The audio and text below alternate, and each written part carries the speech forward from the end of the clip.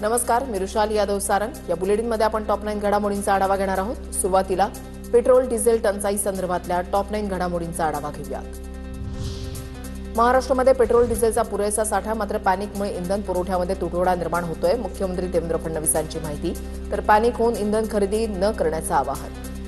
साठा कमी असं नाहीये, तर अशा प्रकारच्या पॅनिकने लोकांना विनंती करतो, जागतिक परिस्थिती वाईट असतानाही आपण आपली सप्लाय चेन चांगली ठेवलेली आहे, पण आपण जर पॅनिक बाईंग केलं तर ती सप्लाय चेन नीट राहू शकणार नाही, त्या डिस्ट्रप्शन्स येतील. पोलिसांच्या पेट्रोल डिझेलमध्ये कमतरता नाही, सगळीकडे पेट्रोल डिझेल उपलब्ध. इंधन असताना बेजबाबदार उत्तर देणाऱ्या नागपुरातील पोलीस कारवाई केली आहे. फडणवीसांची माहिती. तेही पोलिसांच्या पेट्रोल डिझेलवर कमतरता नाही, सगळीकडे पेट्रोल डिझेल उपलब्ध आहे. एक घटना जरूर नागपूरमध्ये समोर आली आहे की ज्याच्यामध्ये पेट्रोल डिझेल असताना देखील एका पोलिसाने अतिशय इररिस्पॉन्सिबल अशा प्रकारचं उत्तर दिलेलं आहे, त्याच्यावर कारवाई केलेली. राहुल गांधींकडून पंतप्रधान मोदी आणि अमित शहांवर गद्दार म्हणत टीका. मोदींनी देशाला विकण्याचं काम केलंय. पंतप्रधान आणि गृहमंत्री गद्दार आहेत. रायबरेलीमधून राहुल गांधींचं मोदींबद्दल वादग्रस्त विधान. आरएसएस के कार्यकर्ता आपके सामने आएंगे, नरेंद्र मोदी की बात करेंगे, अमित शाह की बात करेंगे, उनसे आप सामने उनको कहो कि आपका प्रधानमंत्री गद्दार है, आपका होम मिनिस्टर गद्दार है, आपका संगठन गद्दार है. राहुल गांधी रिजेक्टेड माल. मुख्यमंत्री फडणवीसांकडून पुनरुच्चार. राहुल गांधींनी मोदी शहांवर केलेल्या गद्दार या टीकेवरील प्रश्नाला उत्तर देताना मुख्यमंत्री फडणवीसांकडून राहुल गांधींवर पुन्हा टीका. मला असं वाटतं, मागच्या वेळेस मी सांगितलं होतं, पवार साहेबांना फार राग आला. ते म्हणाले की मुख्यमंत्र्यांनी असे शब्द वापरू नये, पण मी पुन्हा सांगतो, हा रिजेक्टेड माल.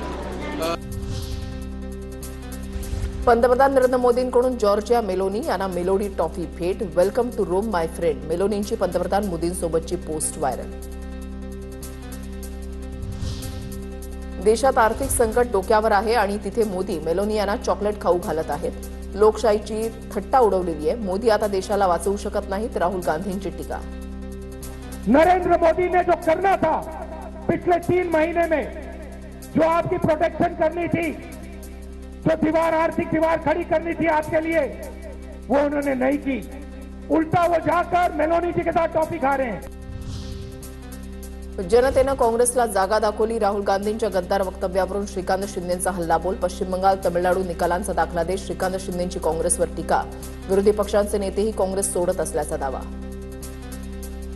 आणि सगळ्या ऑपोजिशनला जागा जी आहे ह्या देशाच्या जनतेने जी आहे दाखवलेली आहे. आत्ताच झालेल्या निवडणुकीमध्ये वेस्ट बेंगाल असेल, तमिळनाडू असेल, या सगळीकडे जे आहे ते लोकांनी काय कौल दिला आणि पूर्ण देशामध्ये आज अशी परिस्थिती आहे की जे ऑपोजिशन पार्टीज होत्या त्या देखील जे आहे हे काँग्रेसला सोडून जात आहेत या ठिकाणी.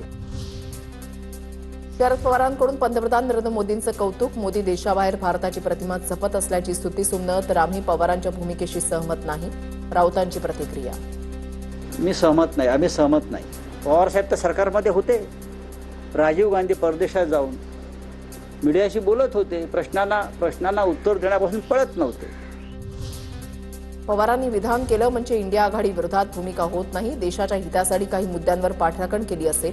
संजय राऊतांच्या शरद पवारांवरील विधानावर राष्ट्रवादीच्या शशिकांत शिंदेंची प्रतिक्रिया. पवार साहेबांनी त्याचा उल्लेख केला असेल. त्याच्यात त्यांनी हे पण सांगितलं आहे की आमचे राजकीय मतभेद जरी असले तरी देशाच्या असलेल्या हितासाठी काही मुद्द्यावर आम्हाला निश्चितपणाने त्यांनी त्या ठिकाणी त्याची पाठराखण केली असं सांगितलं असेल. आता पाहूया टॉप 9 मोठ्या राजकीय बातम्या. दोन्ही राष्ट्रवादीचं विलिनीकरण होणार नाही. शरद पवारांकडून भूमिका स्पष्ट. सूत्रांची माहिती. दादांच्या राष्ट्रवादीमधील 22 ते 23 आमदार शरद पवारांच्या संपर्कात असल्याची माहिती. राष्ट्रवादीचा एकही आमदार पवारांना भेटला नाही. सर्व आमदार पक्षासोबतच. उमेश पाटलांकडून स्पष्ट. 22 ते 23 आमदार संपर्कात असल्याच्या दाव्यानंतर आमदारांना फोनाफोनी.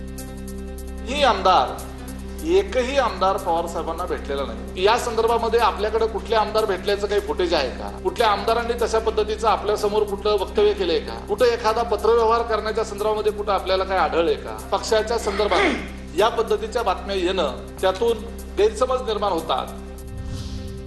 पवारांच्या राष्ट्रवादीमध्ये रोहित पवार नाराज असल्याची सूत्रांची माहिती. काही दिवसांपूर्वी तटकरे पटेलांनी पवारांची भेट घेतली होती, तर पक्ष एकसंधतेनं पुढे चाललाय. रोहित पवार नाराज नाहीत, शशिकांत शिंदेंची माहिती.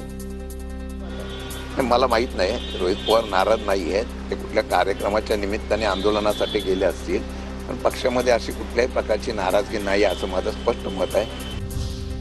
रोहित पवारांकडून नाराजीच्या बातम्यांचं खंडन. पाणी वाटपाच्या बैठकीसाठी रोहित पवार पुण्यात.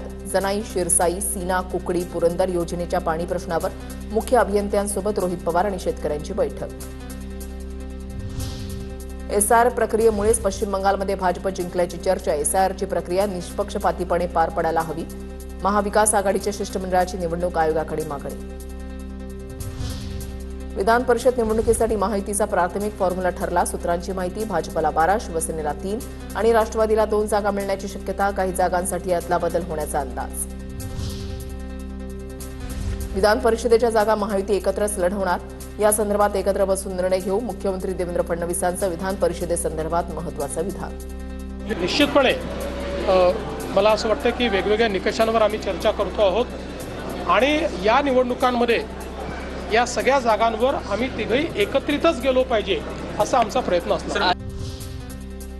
शिवसेनेतील अनेक मंत्र्यांना मंत्रिमंडळ विस्तारामध्ये डच्चू दिला जाणार. सूत्रांची माहिती. वाचाळवीर आणि ज्या मंत्र्यांचं रिपोर्ट कार्ड चांगलं नाही त्यांना डच्चू मिळणार असल्याची माहिती.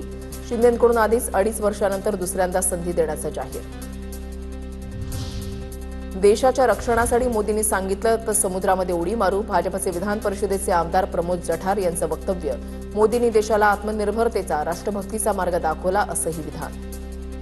उद्या मोदीजींनी सांगितलं देश रक्षणासाठी तुम्हाला समुद्रात उड्या मारायच्या आहे, आम्ही सगळे मिळून समुद्रात उडी मारू. अनेक देशामध्ये लॉकडाऊन झाले. पाकिस्तानमध्ये तर 4-4 दिवसाचा आठवडा झालाय. अनेक लोकांनी वर्क फ्रॉम होम केलाय. अशा परिस्थितीत सुद्धा आपलं जे मजबूत नेतृत्व आहे, जे देशाचं मोदी साहेब करतात आणि राज्याचं आमचे देवेंद्रजी करतायत,